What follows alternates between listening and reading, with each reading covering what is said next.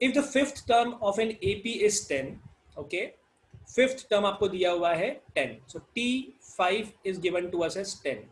Find the sum up to 9 terms. तो 9 terms का summation क्या बनेगा, तो हमें S9 निकालना है ना. आपको पता है कि S9 की अगर बात करें तो S9 का फंडा हो जाएगा 9 इंटू मिडिल टर्म. ये फंडा क्यों लगा रहा हूँ, ये फंडा इसे लगा रहा हूँ बिकॉज अगर मिडिल टर्म पता लग जाए तो बहुत इजीली मैं समीशन निकाल सकता हूँ. और आपको मालूम है अगर 9 टर्म्स की बात करें, ठीक है, T1 है, T2 है, ऐसे T9 है, सो मिडिल टर्म क्या बनेगी, मिडिल टर्म बनेगी 1 plus 9 divide by 2 that is 5.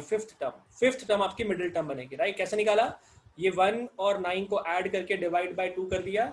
Odd number of terms थे, ऑड नंबर ऑफ टर्म्स है तो आपको एक मिडिल टर्म परफेक्टली मिलता होगा. सो इसका मतलब है S9 निकालने के लिए हम कर सकते हैं n इंटू T5. और T5 तो आपको पता है, T5 आपको दिया था 10, that's why summation up to 9 term will be 9090. ये आपका आंसर हो जाएगा, राइट. इसी कॉन्सेप्ट पे बेस्ड और क्वेश्चंस देखते हैं. Let's move on. Now we have sum of the first 3 term of an AP is equal to sum of the first 4 terms. ठीक है, तो sum of the first 3 terms जो है यानी T1 plus T2 plus T3, ये S3 हो गया आपका, is equal to sum of the first 4 terms. First 4 term क्या हो जाएगा, T1 plus T2 plus T3 plus T4. ये बराबर आ रहे हैं. ये बराबर तभी आ सकता है कि जब T4 जो है वो 0 हो. आप इनको इक्वेट कर दो और इक्वेट करके कैंसिल कर दो तो T4 मिल जाएगा 0. राइट, और लॉजिकली समझ में आ रहा है कि 1 2 3 को ऐड करो या 1 2 3 4 को ऐड करो, term number 1 term number 2 term number 3 को ऐड करो या टर्म नंबर 1 2 3 4 को ऐड करो, समीशन बराबर है. मतलब T4 का कोई कंट्रीब्यूशन नहीं है, दैट मींस T4 इज 0. अब बोला है sum of the first 7 term, so T1 plus T2 से लेके T7 फाइंड करना है. अगर T7 फाइंड करना है, summation up to 7 term find करना है, दैट मींस S7 हो जाएगा number of term 7 into middle term. और मिडिल टर्म यहाँ पे निकाली जा सकती है बहुत इजीली.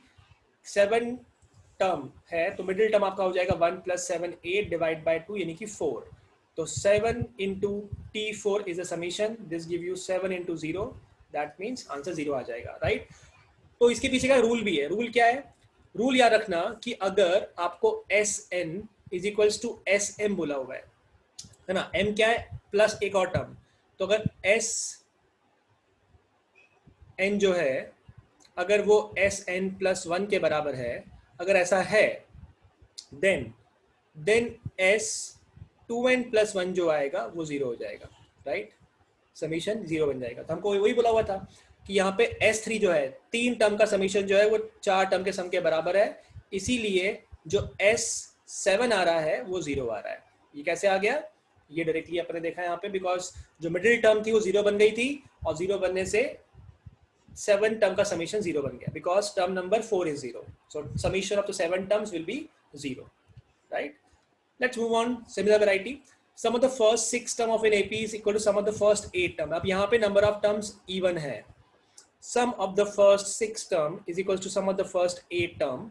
अगर ये equal है, that means T1 plus T2 plus T3 plus T4 plus T5 plus T6 add किया जाए, ये वैल्यू जो है वो T1 plus T2 से लेके तो T6 T7 और T8 के बराबर है. तो इनको इक्वेट करके आई कैन राइट कि T7 और T8 का जो सम होगा वो 0 आता होगा, इनका सम 0 आता होगा. अब अगर इनका सम 0 आता है, अब मुझे बोला क्या है, sum of the first 14 term, पहली 14 टर्म का सम निकाल लीजिए. अब यहाँ पे दिख रहा है कि जो नंबर ऑफ टर्म्स बोली हुई वो इवन बोली हुई है. अब 14 टर्म्स हैं तो मिडिल नंबर तो निकलता नहीं है because number of terms even है, n की वैल्यू यहाँ पे इवन है. सो मिडिल टर्म कैसे निकाली जाएगी, मिडिल टर्म तो निकाल नहीं सकते, है ना. तो फॉर्मूला क्या होता है, Sn is equals to n into middle term. ठीक है, मिडिल टर्म बोला जा सकता है. और याद करो एक और फॉर्मूला लिखवाया था, मिडिल टर्म ना बोला जाए तो n इंटू एवरेज बोल सकते हैं कि उसका एवरेज क्या है. और मुझे पता है कि एवरेज निकालने के लिए first term plus last term divide by 2 कर सकते हैं या इक्विडिस्टेंस टर्म्स को ऐड कर सकते हैं.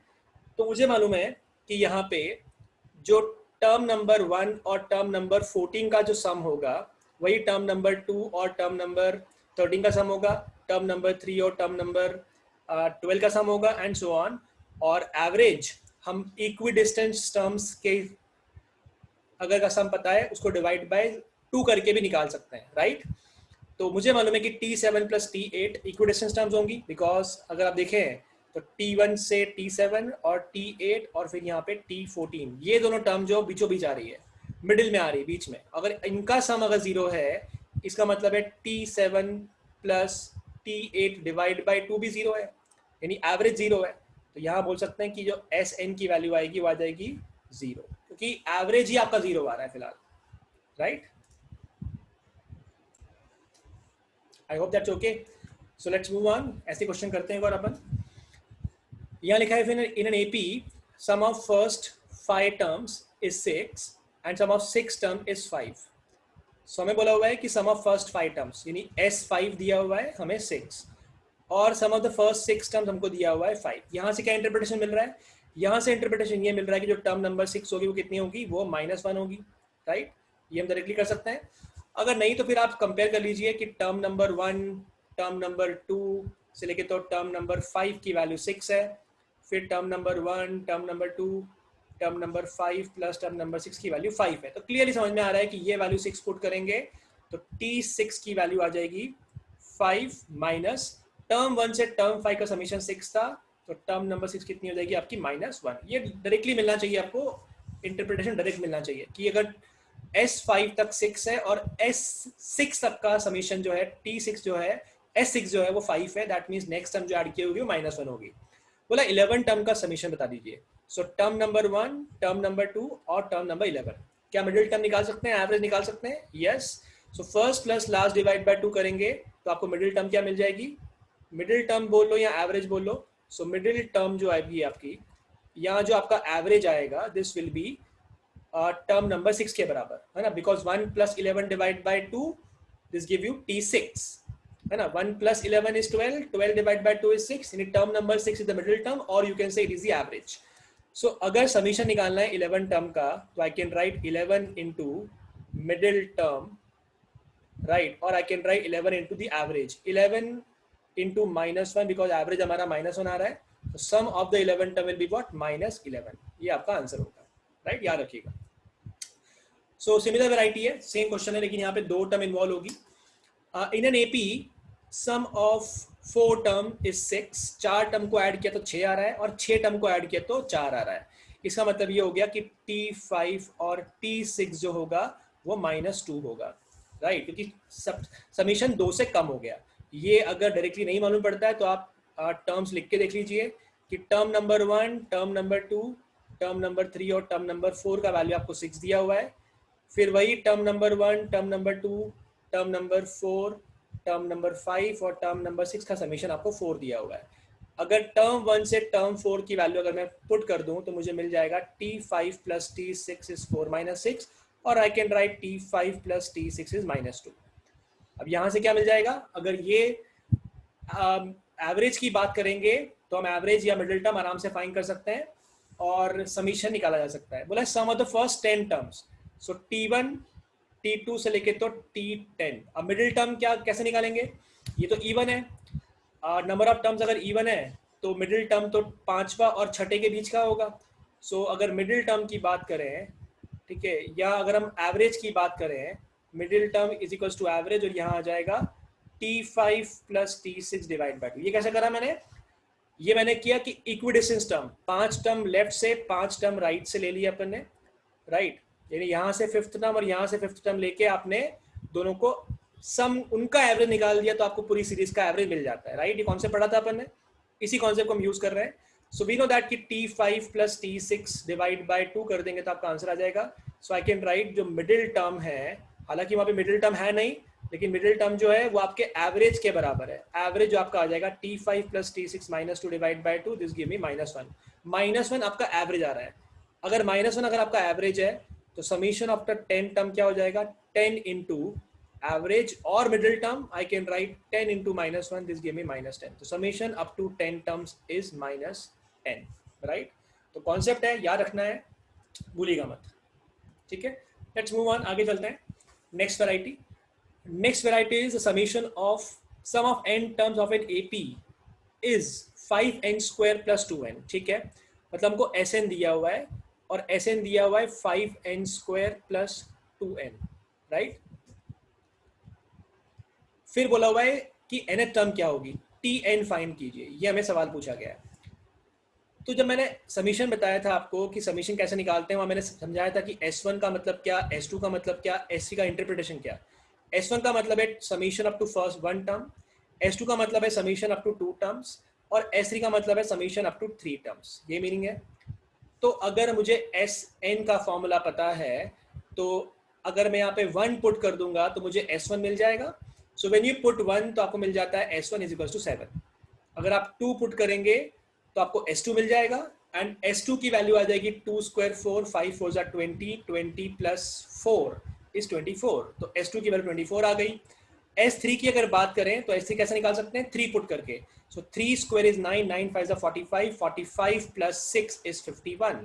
सो आई कैन से कि टर्म नंबर 1 जो है वो आपकी 7 है, बिकॉज S1 जो है वो T1 के इक्वल होता है, that's why I can say first term आपकी 7 है। नाउ मुझे इतना मालूम है कि T1 plus T2 is S2, और ये फिलहाल वैल्यू 24 आ रही है। सो आई कैन राइट कि T2 का वैल्यू आपका आएगा 24 माइनस T1 जो कि 7 था। सो T2 का वैल्यू आपका आ जाएगा सब्ट्रैक्ट करने से 17। सो T2 का वैल्यू 17 आ गया। अब अगर आपको T1 मालूम पड़ गया है, T2 मालूम पड़ गया, दैट मीन्स आप AP आराम से फाइंड कर सकते हैं। फिर भी वेरीफाई कर लेते हैं, काम करते हैं S3 के हिसाब से।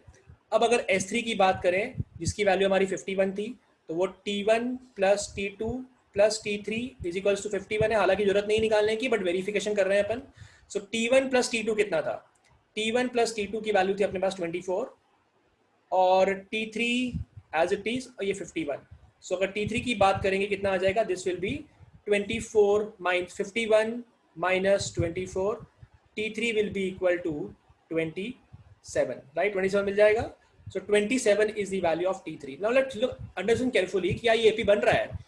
T1 हमारा 7 आया था, T2 हमारा 17 आ रहा है, और उसके बाद 27 आ रहा है, एंड सो ऑन। बिल्कुल ठीक, ये एक AP बन रहा है। और AP का जो जनरल फॉर्मूला होता है TN होता है, उसको निकालने का मैं कॉन्सेप्ट बता चुका हूँ। डिफरेंस के अंदर n का मल्टीप्लाई कर दीजिए, कर दिया। n की वैल्यू 1 डाल के क्या मिल रहा है, n की वैल्यू जब 1 डालेंगे तो हमें 10 मिल रहा है, पर मिलना चाहिए था 7। कैसे मिल सकता है, जब -3 कर दिया जाए। So I can write 10n minus 3 is the formula to find the nth term. So nth term कैसे निकालेंगे, 10n minus 3, option number B, right. अब इस क्वेश्चन को ऑप्शन से भी कर सकते थे कि आप टर्म्स निकाल के समीशन चेक कर लीजिए फॉर्मूले में डाल के कि समीशन की वैल्यू मिल रही है कि नहीं, वो अलग अप्रोच है। बट ये बेस्ट है कि आप यहाँ पे, बहुत ईजी क्वेश्चन है, आप फटाफट T1 T2 निकाल के जनरल फॉर्मूला जो है लिखने का तरीका अगर आपको आता है तो आप तुरंत निकाल सकते हैं, राइट। लेट्स मूव ऑन, आगे बात करते हैं। A very important question. Sum of n terms of two series in AP are in the ratio 7n minus 17 and 4n plus 16. तो एक सीरीज है, उसका समीशन हमने निकाला, दूसरी सीरीज का समीशन निकाला, ये रेशियो हमको मिल रहा है 7n minus 17 upon 4n plus 16। n terms आपने ऐड करी है, तो पहली टर्म फर्स्ट सीरीज का n Sn निकाला और दूसरी सीरीज का Sn निकाला, ये समीशन का रेशियो आपको मिल रहा है 7n minus 17 upon 4n plus 16, ठीक है। Find the ratio of the 21st term, 21st term का रेशियो निकालना है। इसका मतलब है term number 21 in the first and term number 21 in the second, तो ST डैश बोल दिया मैंने, इनका रेशियो क्या होगा ये पूछा है। अब ये क्वेश्चन बहुत लॉजिकल है।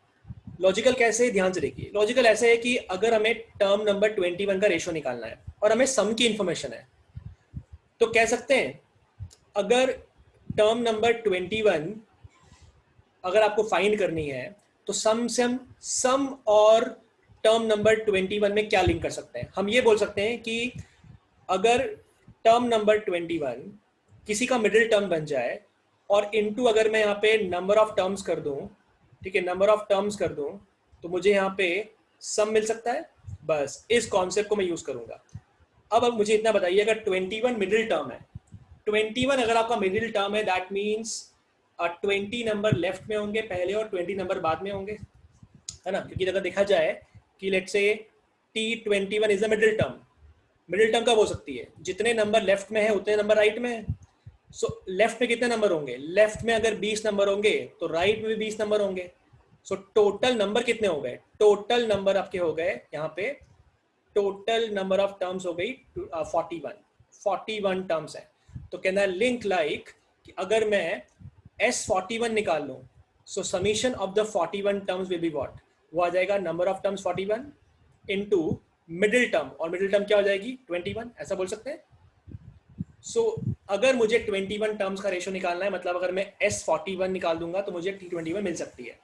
सो ये जो फॉर्मूला लिखा हुआ है S1/S2 का, अगर मैं यहाँ पे 41 का समीशन निकालूं, यानी summation of the 41 terms and summation of the 41 terms in the next series, ये रेशो क्या आ जाएगा? This will be equal to 41 into T21 upon 41 into T21, और ये डैश लगा दिया बिकॉज वो नेक्स्ट सीरीज का है। बट ये जो रेशो होगा वो किसके बराबर हो जाएगा? 21 टर्म्स के बराबर हो जाएगा। 21 टर्म जो थी उनका रेशो आ जाएगा। तो ये फाइंड करने के लिए मुझे क्या करना है? मुझे n की वैल्यू 41 डाल देनी है, जो समीशन का फॉर्मूला दिया हुआ था।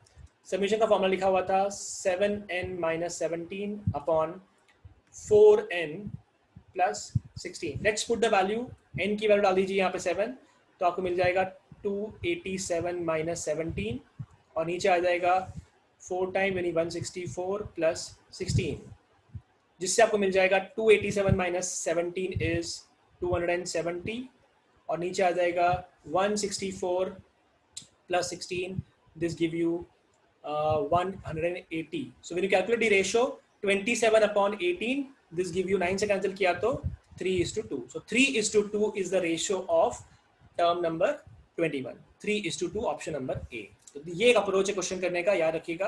बिना आप फॉर्मूले को लगाए इस तरीके से फाइंड कर सकते हैं।